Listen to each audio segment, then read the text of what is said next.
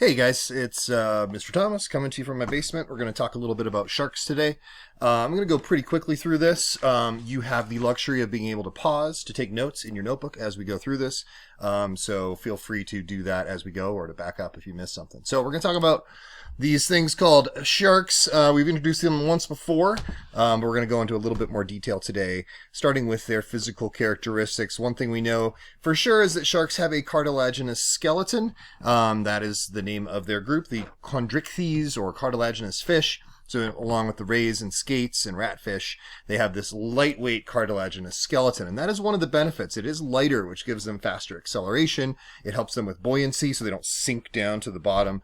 And it saves energy, right? When you're swimming, if you're not, the lighter you are, the less energy it takes for you to get up to speed. Now, there are some downsides to having the cartilaginous skeleton, some cons, including not as much protection, not as much support that we see with the bony fishes and things like that. So pros and cons of the cartilaginous skeleton.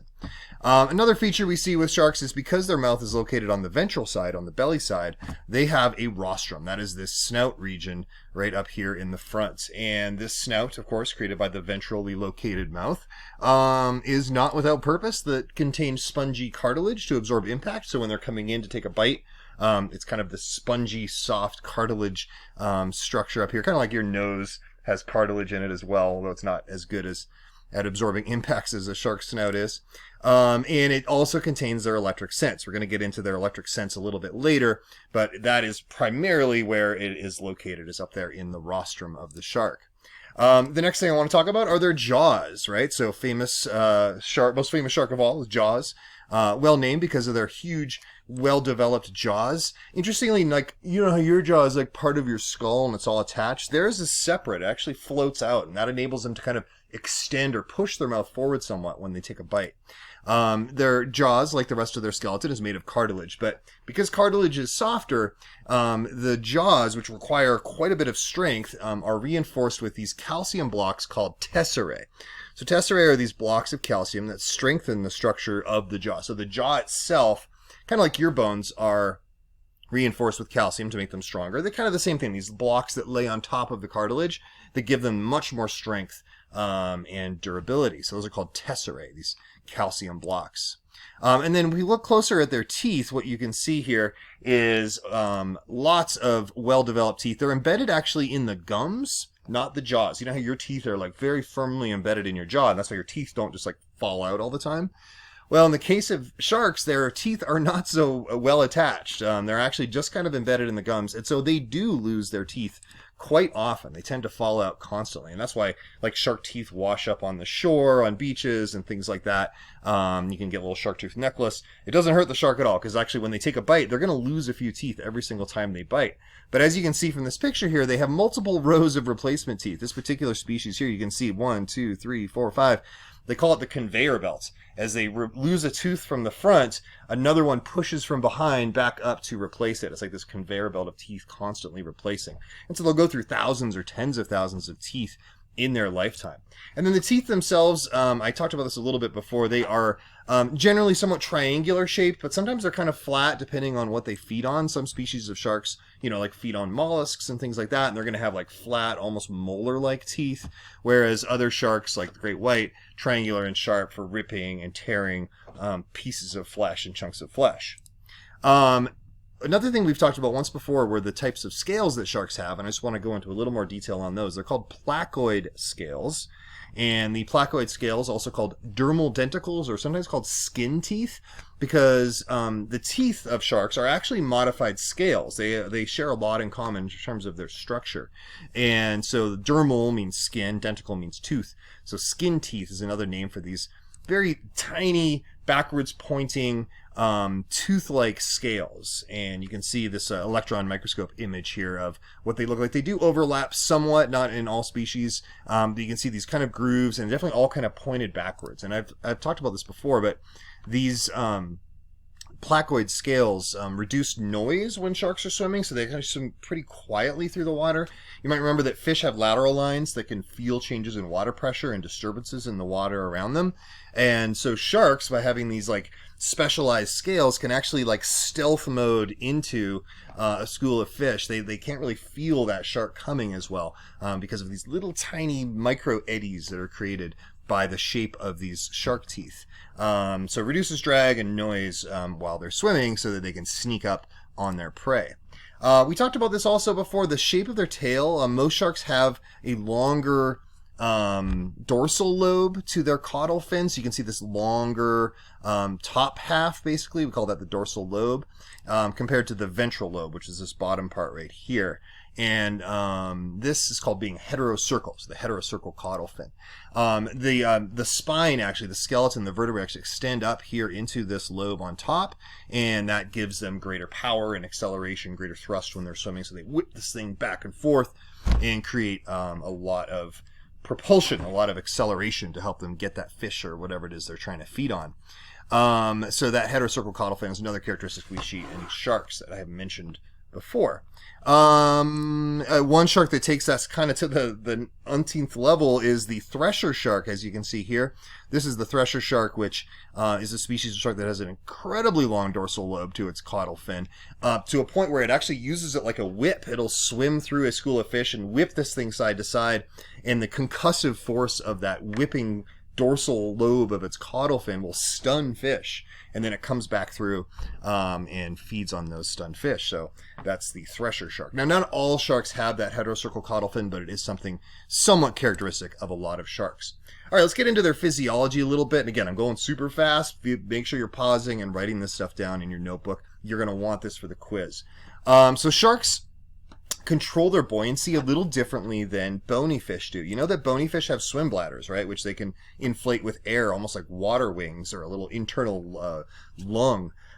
Sharks don't have. They never evolved the swim bladder, so they have some other strategies for staying buoyant. First of all, they have this ginormous liver.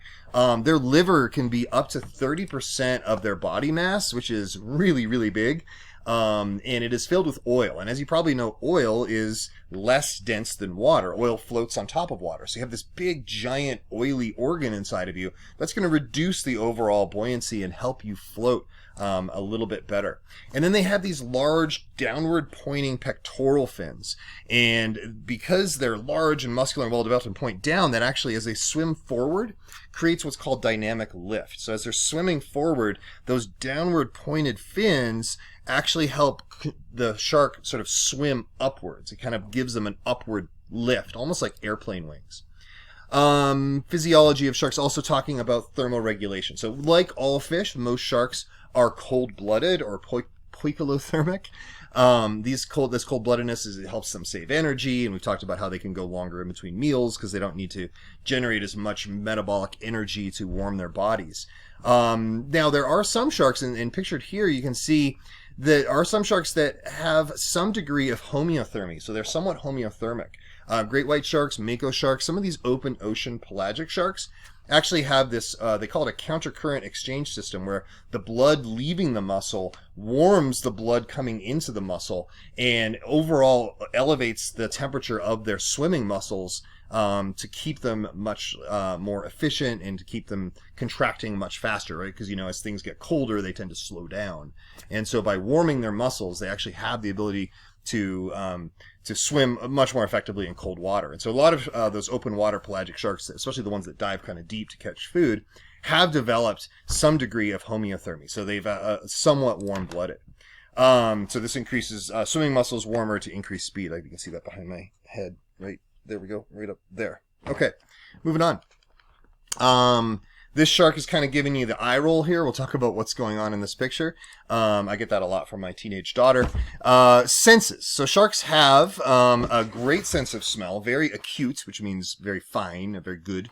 They can detect as little as 1 part per million of blood in the water and then sort of hone in on the source of that blood. So, you know, like that sort of feeding frenzy that sharks will sometimes do can be triggered just by a little bit of blood, like an injured seal or injured animal in the water. And they can actually detect that from miles away in some cases and then sort of hone in using their sense of smell to get to that injured animal. Their sight, typical vertebrate eyes, is nothing particularly special about their vision. They see fine. One thing that they do that's kind of interesting is when they're going in for a bite, to protect their eyes, because they don't have eyelids, right? They can't like scrunch their eyes shut. What they do when they're coming in for a bite, because their mouth is located so close to their eyes, is there's a special membrane that covers their eyes when they bite called the nictitating membrane. Or in some sharks, like this one pictured here, this is a tiger shark, they actually roll their eyes back into their head just as they're about to bite. So right the moment before they bite, they roll their eyes back to protect those delicate pupils. And then they're biting blind. But they have that electric sense, which we'll talk about, I think, in the next slide here, to help them sort of figure out exactly where they're going to be biting and where that prey is that they're after. But it gives them this kind of spooky look as their eyes roll back in their head.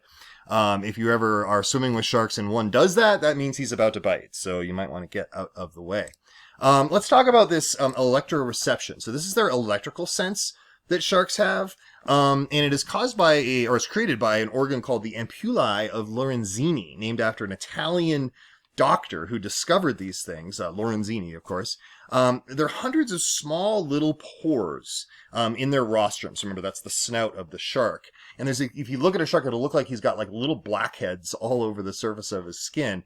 And those pores are called the ampullae of Lorenzini, and they are filled with this conductive jelly. They're like these jelly-filled pores, and they conduct heat and electricity. And so these little tiny pores can detect electric fields around them. And so when fish are swimming, they just, their muscles contractions actually run on electricity as well, right? Like our bodies, our nervous systems run on electricity. And so this causes little subtle changes, little pulses that the shark can detect, so they can kind of feel fish swimming around them, almost like a radar. So I said create a radar-like image of fish around them. It's also highly sensitive to temperature. They can detect changes of temperature up to 1/100 of a degree Fahrenheit. So they can use that to help kind of navigate currents and things like that. So the ampullae of Lorenzini is this extra sense that sharks have that other fish do not. So very, very cool. Reproduction, last little topic here. We're going to talk about how sharks reproduce. Now, sharks reproduce differently than most other fish because they perform internal fertilization. That means the male has to deliver the sperm into the body of the female. You might remember that bony fish typically spawn kind of broadcast spawning style, where they just shoot the eggs and sperm into the water and then everything happens externally. And they can make a lot of offspring that way, but most of the offspring don't survive. With internal fertilization, you create a lot fewer offspring, but they have a much greater chance of survival because, like we'll show you some examples of how this works in a second, but you have fewer offspring, but they're much more developed when they actually emerge, and a much higher chance of surviving on their own. These are sharks mating right here. You can see it involves a lot of biting.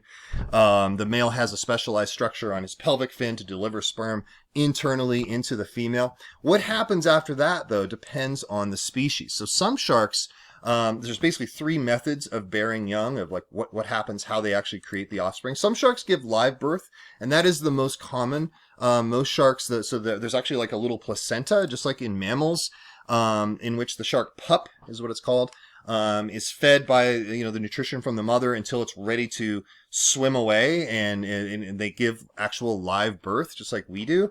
Which is pretty cool for such a kind of somewhat primitive organism, that they've evolved the ability to give live birth just like mammals have. And then that little baby shark pup will just swim away, hopefully not get eaten by the mother, and go live independently. So born like fully functional, ready to go. Some sharks lay eggs, and that is called being oviparous or oviparity.